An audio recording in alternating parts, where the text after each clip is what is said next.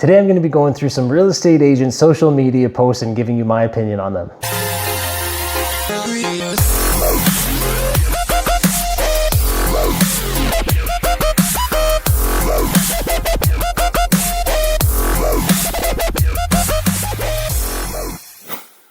So Mel and I constantly get messages, people saying, hey, what do you think about this reel? What do you think about this short? And I thought, you know what? I'm going to answer them on a YouTube video so that you can see what my opinion is, and you can comment below to let me know what you think about it. If you're new to the channel, make sure to subscribe. We release a video every single week, so hit the bell to get notified as well.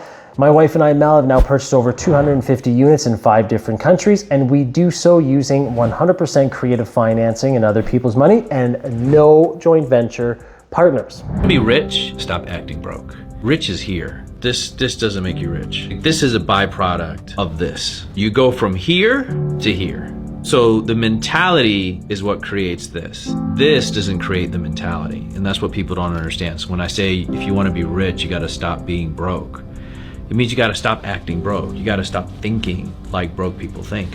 You got to think how rich people think. And that's the difference.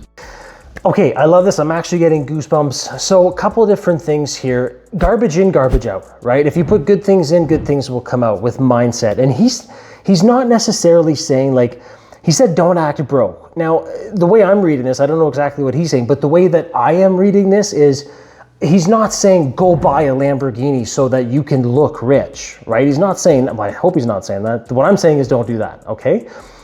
But acting rich is totally different. And what I mean by that is when you have that feeling, that momentum, that vibe, right? And Mel and I believe in law of attraction and positive mindset is super huge for us. So when we think we're rich and we act like we're rich and we have that mentality and that mindset of being rich, not having a Lambo, that means nothing. You put that out to the universe, right? So that's what he's saying is be that person who acts rich and attracts it. The other part is you have to start thinking and acting like rich people do. Well, what do rich people do? Let's look at it. What do? They invest in assets, right? They utilize good debt, in my opinion, such as real estate, and they don't buy that flashy, trying to impress people stuff. So let's reverse engineer here. If you want to act like rich people, right? Don't they say that 90+% of new millionaires are done so by real estate? So if the rich people are buying real estate, what do you think you need to buy?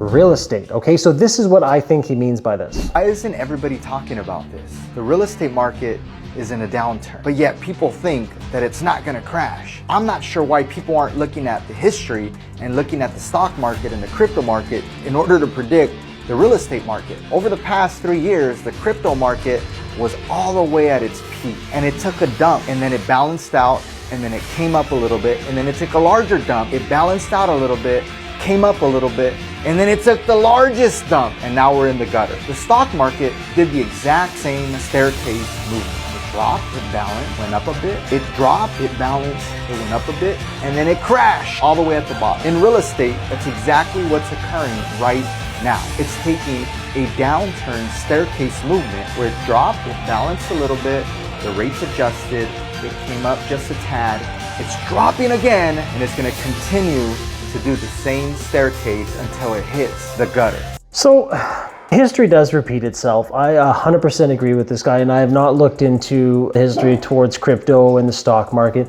The one thing I will say, though, to be honest with you, is the major difference is tangible versus non-tangible. And what I mean by that is real estate is a tangible asset.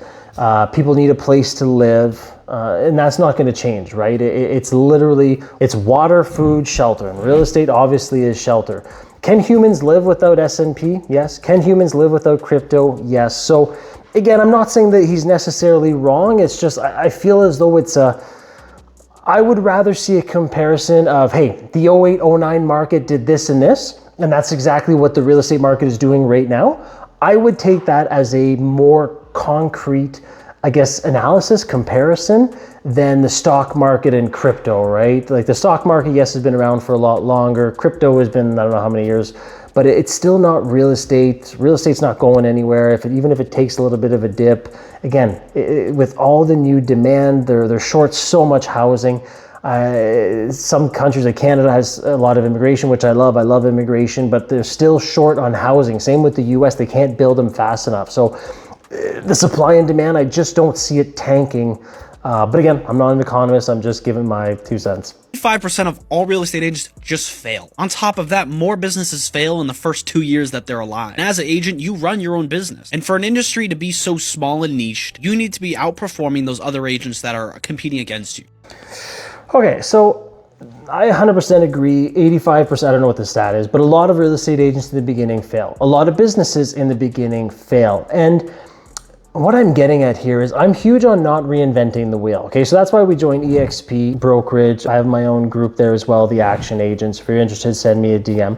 What I'm getting at here is, hey, stop the video for a second. I wanted to talk to you about a turnkey income property provider that Mel and I have purchased properties for. Now listen up. If you are looking for a income property, then you don't have the time for it. I have a solution for you that I have invested in myself. They will find the property for you. They will renovate it for you. They will give you a turnkey product, and they will get tenants in there for you after screening it and manage the property. Does this sound too good to be true?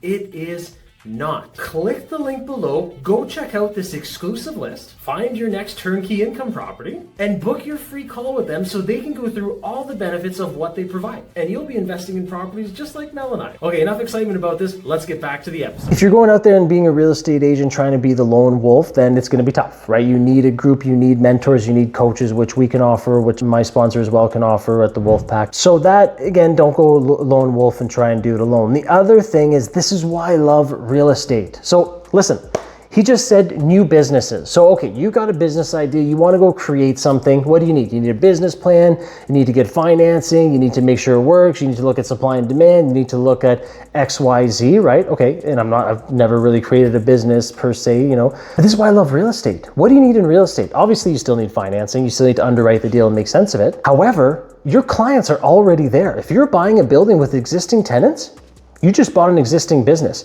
Think about a business. Income coming in, right? Bills being paid, supply demand. You don't really need to do that because the asset is already there. Is it something in demand? If you pick the right market and the vacancies are low, like you are buying a pre-existing building that banks love to loan debt on. So if you're going to create a business, in my opinion, the safest one is real estate. It's already there. You're always going to have supply and demand if you buy in the right spot. Banks love to lend money on it, and it is something that is tangible, that has been around forever and will be around forever. All right, so hopefully you enjoyed this video. Again, I'm not saying that I am right in any of this. I want to hear your comments below if you agree with me, disagree with me. I'm just kind of giving my 2 cents because we get DMs all the time to comment on other reels and posts. All right, I'm Dave, and I'll see you in the next one.